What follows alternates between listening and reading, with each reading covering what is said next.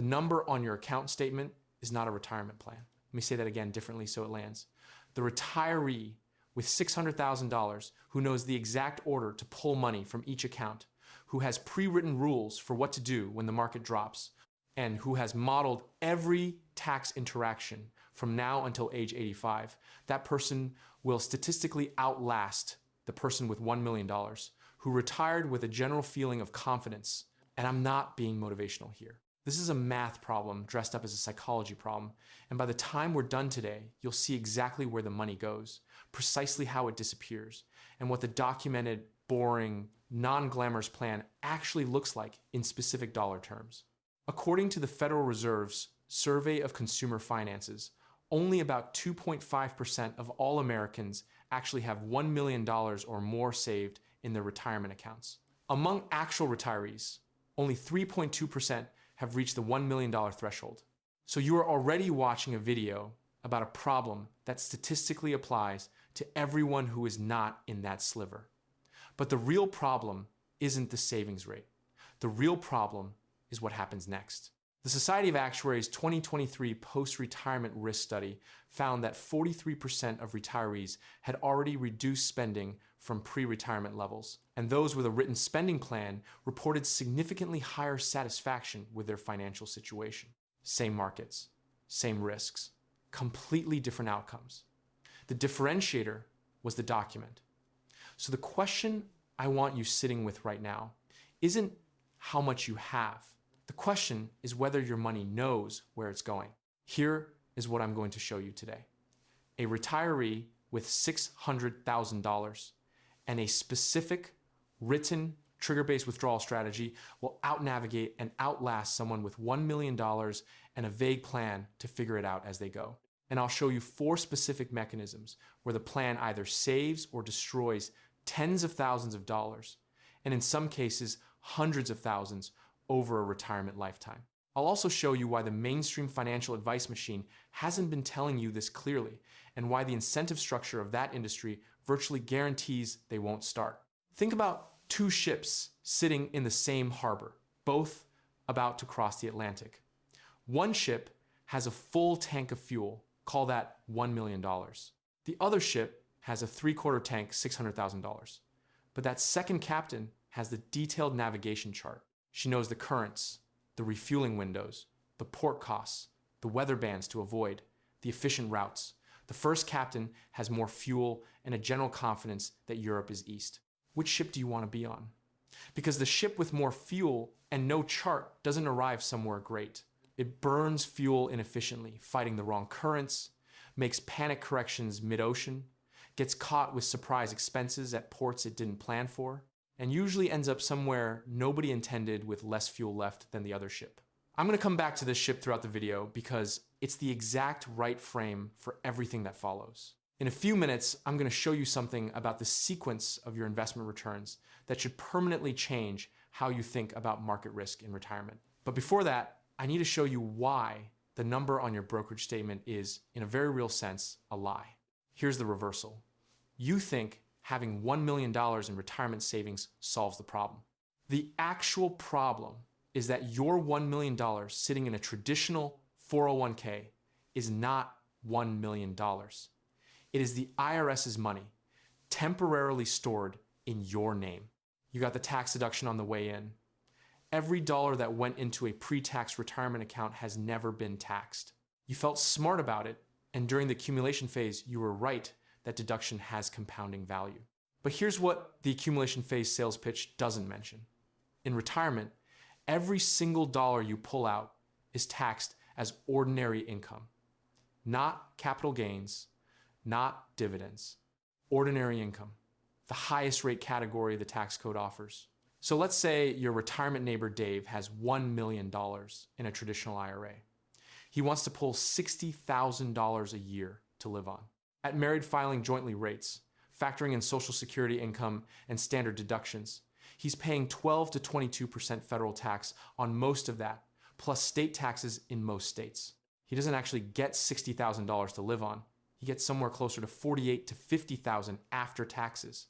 Then he needs to pull more to cover the actual tax bill, which creates more taxable income. which pushes him further up the bracket. The IRS calls this required minimum distributions. I call it a 30-year bill you forgot to put in the budget. Now here's the $600,000 winner.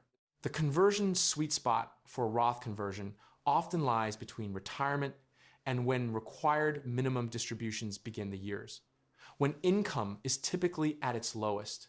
The planner with a written strategy has been systematically moving traditional IRA money into a Roth IRA during exactly this window, filling the 12 and 22% federal brackets each year, paying a known modest tax rate now in exchange for completely tax-free withdrawals for the rest of their life. Blending withdrawals from different account types gives greater control over annual taxable income, and well-timed Roth conversions turn today's manageable tax bill into tomorrow's tax-free income stream. And here is where it gets specific enough to sting. A client who retires at 62 and doesn't start Roth conversions until 68 has lost 6 years of low bracket conversion opportunity.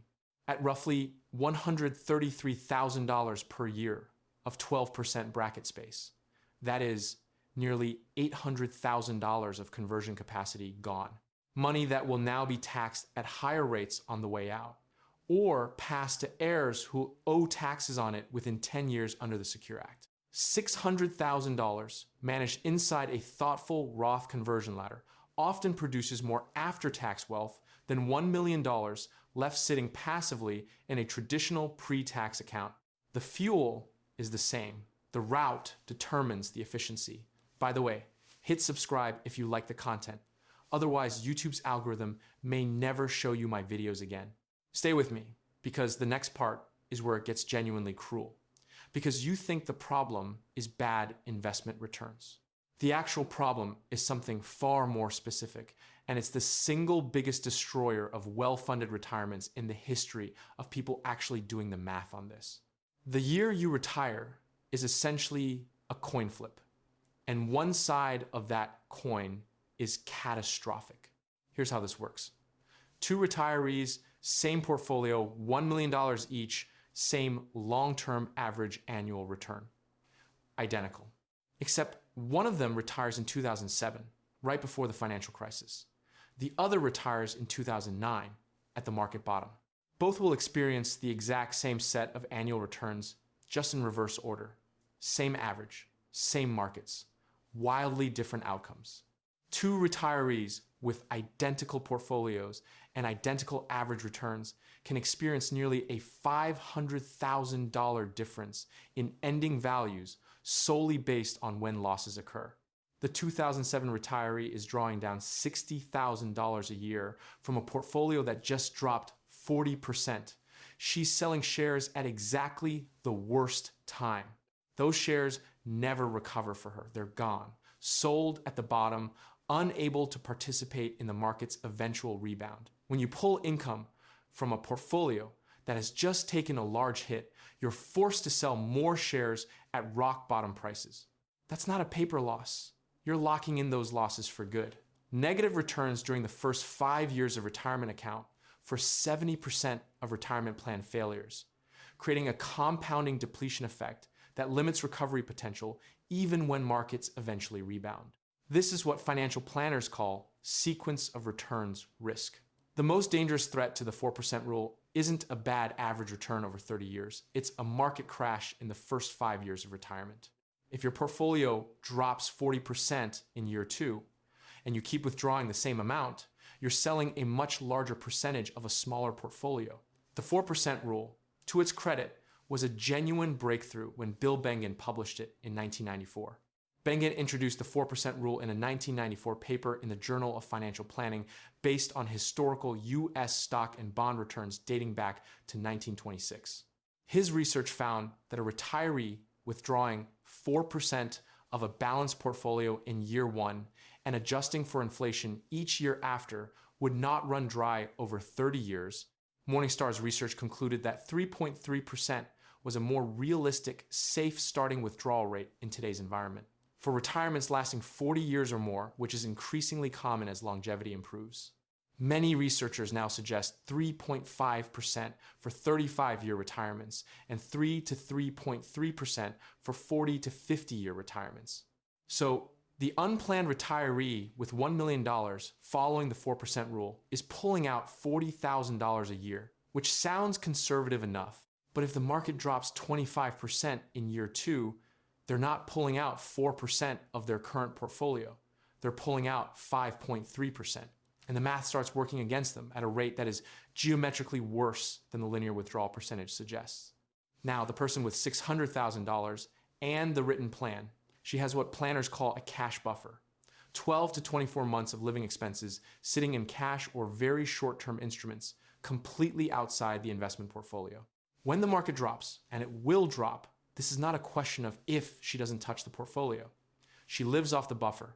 She lets her investment holdings recover. She has also pre-built trigger rules. If the portfolio drops by more than 15%, she automatically reduces discretionary spending by 10%. No emotional decision needed. The plan already made the decision. This is where you think you're watching a video about investment strategy and you realize you're actually watching a video about how the human brain fails under financial pressure. JP Morgan research found that 14% of near retirees over age 59 and a half withdrew an average of 30% of their retirement plan assets during volatile years. 30% at the bottom. Because there was no written plan to tell them what to do instead. The pain of financial loss has been shown to be twice as intense as the pleasure of equivalent gain. That means watching a portfolio drop from 1 million to 800,000 feels psychologically catastrophic. And that disproportionate pain is precisely what drives the catastrophic decision to sell low and lock in the damage permanently. The person with a written plan doesn't feel less pain. They just already answered the question, what do I do when this happens? Before the pain arrived. Your ship with the full tank just dumped 60% of its fuel into the ocean because the captain panicked during a squall. The ship with the navigation chart, captain kept the fuel in the tank, checked the chart, and held course. Here's the part that never makes it into a retirement calculator. Knowing these numbers and building a system around them are two very different things. I had the data on sequence risk and tax drag for years before I actually built the framework around it. The information didn't change anything until the framework did. So I built a digital book called the Exit Code. It's an analysis of 50 years of retirement data distilled into a mathematical framework for figuring out exactly when and how to leave the rat race without ending up back in it 3 years later. Two things I want to highlight given what we've just discussed. First, the 4% trap. The book breaks down why the 4% rule specifically fails under sequence risk and introduces the dynamic withdrawal method, a rules-based system that automatically adjusts your withdrawal rate based on portfolio performance. So you never need to make an emotional decision during a market downturn. The rate goes up in strong years, and it triggers a modest, pre-planned cut in bad ones, which is counterintuitively what protects the long-term balance more than any single investment choice.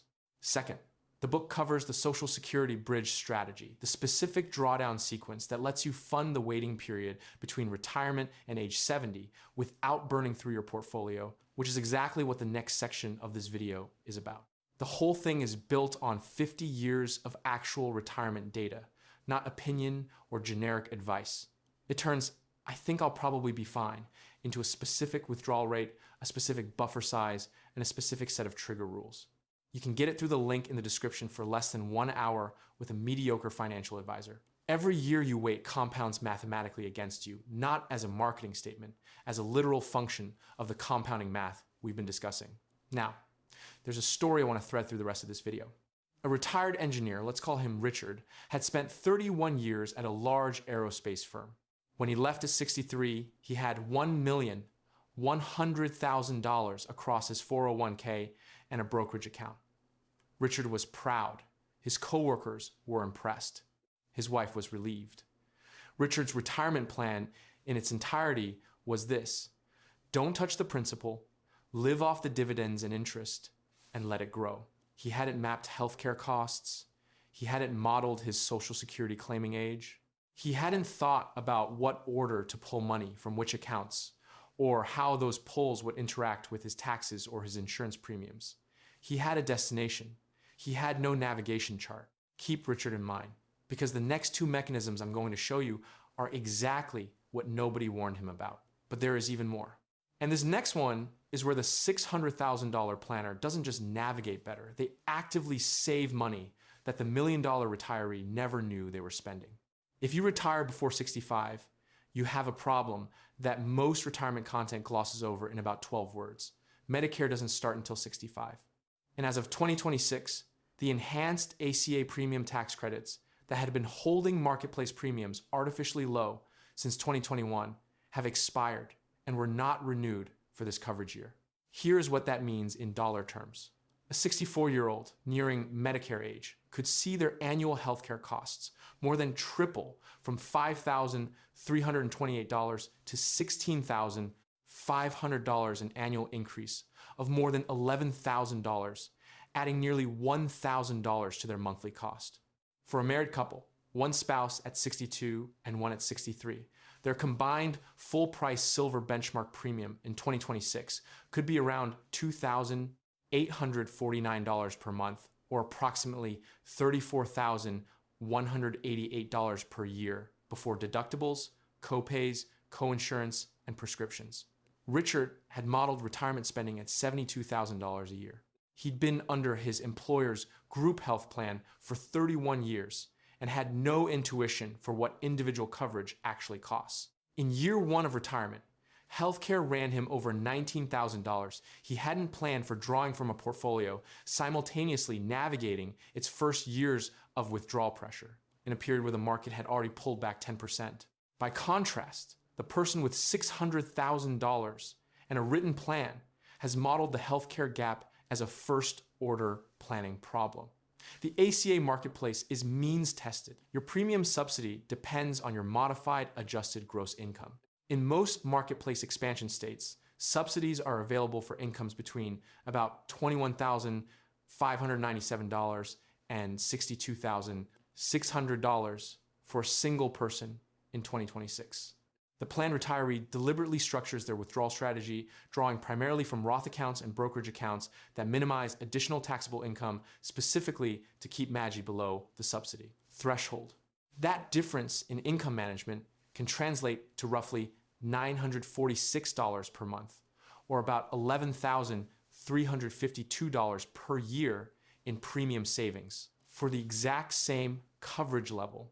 Over 3 pre-Medicare years, that discipline is worth $33,000 or more in real savings, not from earning more, not from different investments, from a plan that understands how income, taxes, and insurance premiums are connected to each other. And that connection is the thing the standard retirement advice machine consistently underplays.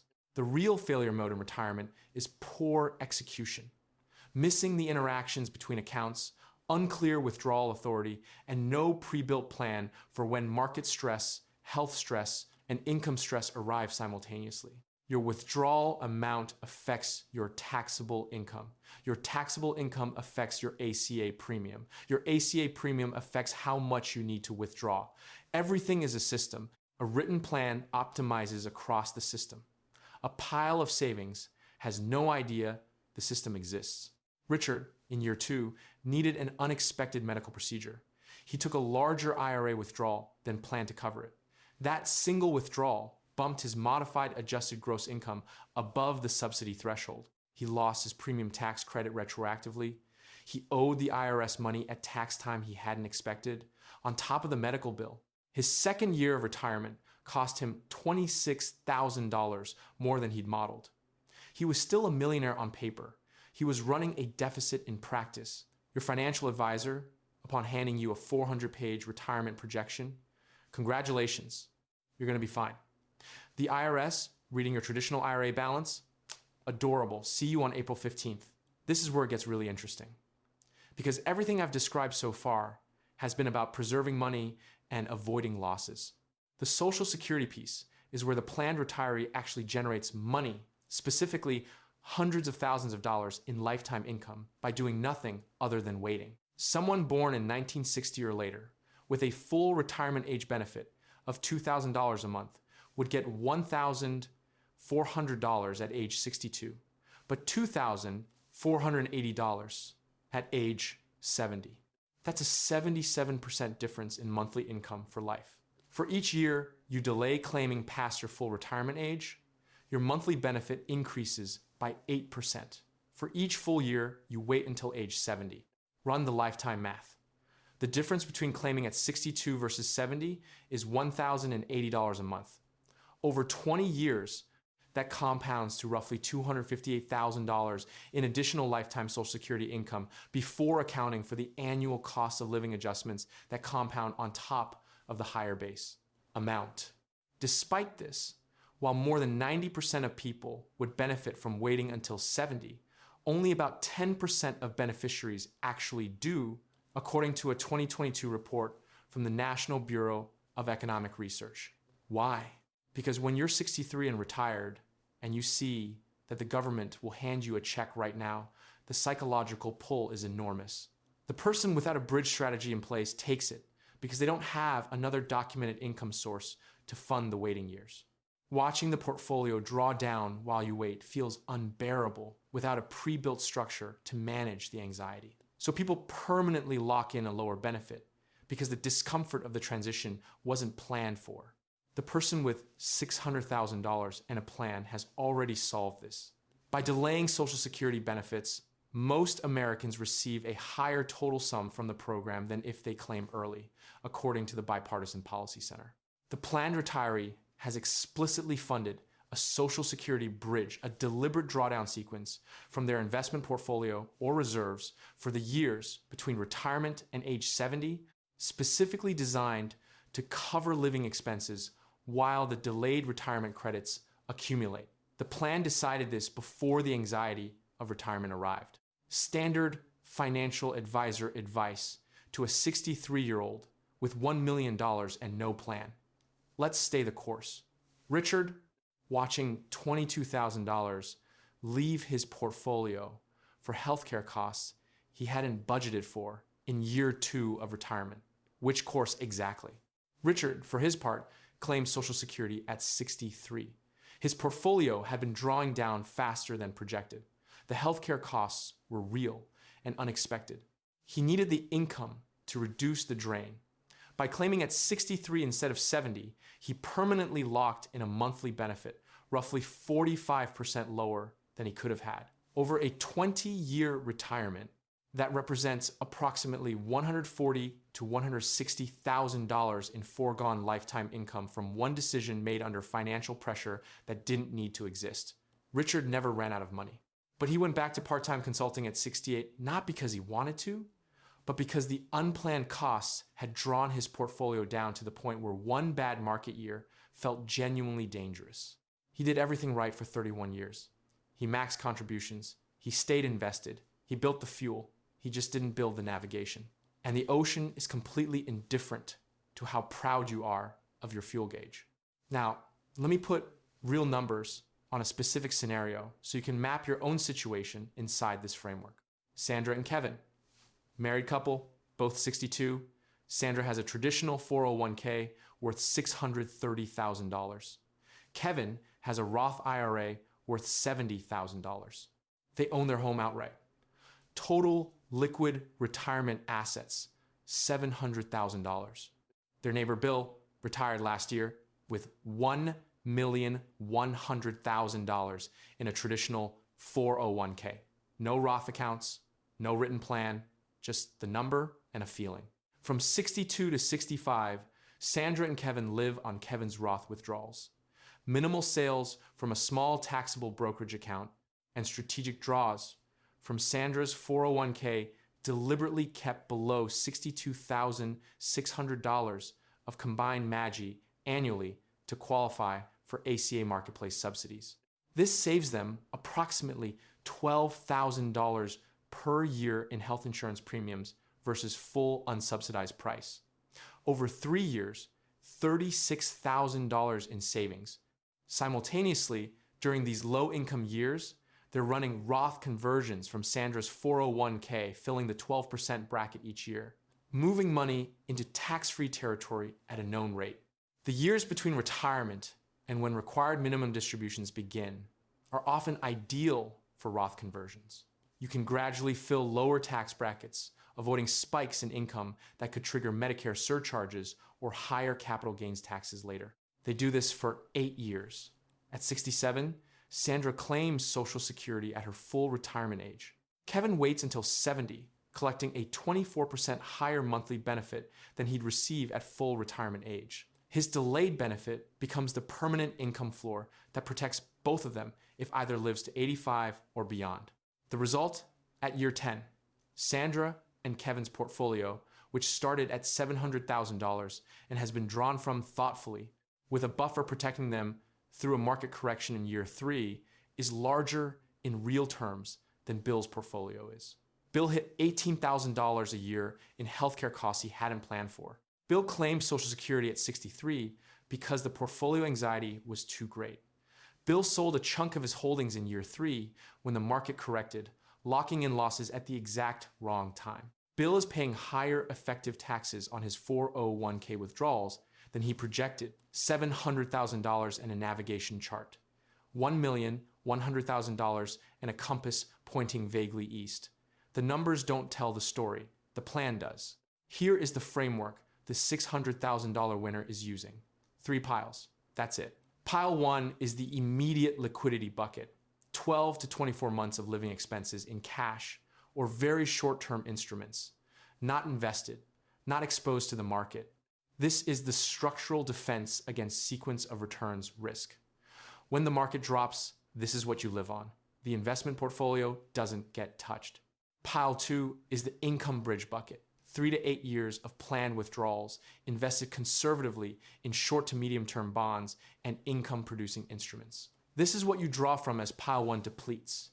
It gets refilled from Pile 3 in strong market years. Pile 3 is the growth engine, the equity-heavy long-term portfolio. You only sell from this pile during good years. The plan predefines what good and bad mean in terms of specific portfolio-level metrics. No emotional decision-making. No late-night calls to a broker. The plan already answered those questions. This structure, when combined with a Roth conversion ladder, deliberate ACA income management, and a Social Security bridge plan, is what turns $600,000 into a retirement that works. It is not exotic. It is not sophisticated in any intimidating way. Execution, paperwork, and simple decision rules are where good plans survive stress. A navigation chart is just a document someone wrote before the storm arrived. 3 things to take away from today, specific to this topic. First, run your Social Security break-even analysis before you claim anything and model both spouses together. For every year you delay taking Social Security beyond your full retirement age up to age 70, your benefit increases by about 8%. For many retirees, this is one of the most reliable guaranteed investments available. If you're married, the survivor benefit math on the higher earner's delayed claim often changes the calculation dramatically in favor of waiting. Put a number on what waiting costs you per year and what it earns you per year in permanent lifetime income. Then decide with data. Second, calculate your ACA income threshold and map every withdrawal decision around it before you retire, not after.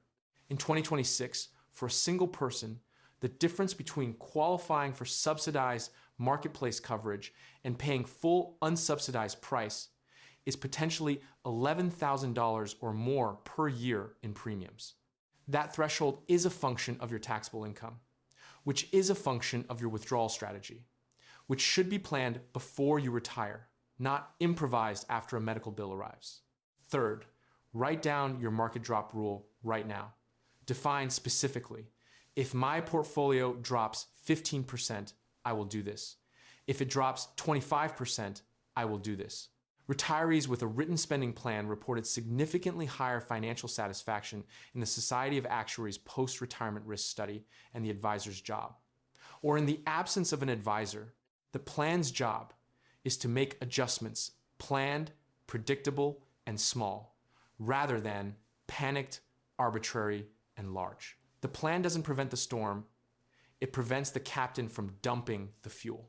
The fuel in your tank matters. The navigation chart is what actually gets you there. Lazy investing built more fortune than crypto memes.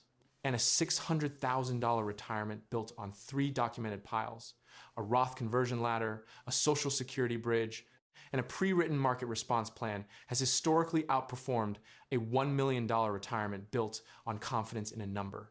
The ocean doesn't care how much fuel you started with. It only responds to preparation. And the difference between Richard and Sandra isn't the size of their accounts. It's that Sandra wrote the chart and Richard trusted the gauge.